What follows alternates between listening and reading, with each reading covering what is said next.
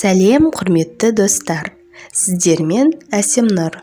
Бүгін сіздермен қазақ тілінің қызықтары туралы бөлісетін боламын. Қазақ тілі өте әдемі әрі бай тілдердің бірі. Алайда қазақша сөздердің мағынасын сіз қаншалықты жақсы түсінесіз? Қазақ тілінде бірнеше ерекше мағынаға ие қандай сөздер бар? Егер сізде қызықты сөздерді білетін болсаңыз, пікір қалдырып бөлісе отырыңыз. Каналыма тіркеліңіз, бағалаңыз.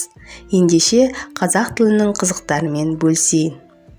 Сым жіңішке темір, ал Қазақстанның оңтүстігінде шалбар. Бағана, діңгек тіреу немесе әлдеқашан деген мағынаны білдіреді. Айыр, жұп қосарланған немесе кәдімгі шөп салатын айыр.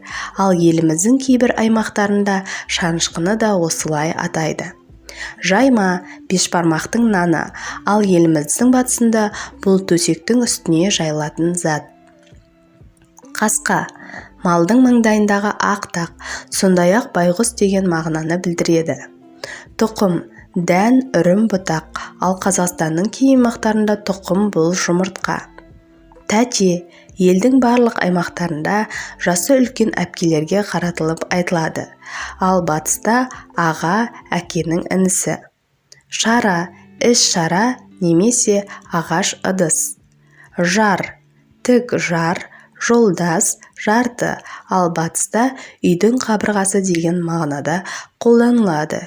Көке, әке мен үлкен ағаларға қаратылып айтылса, Талдықорғанда әпке.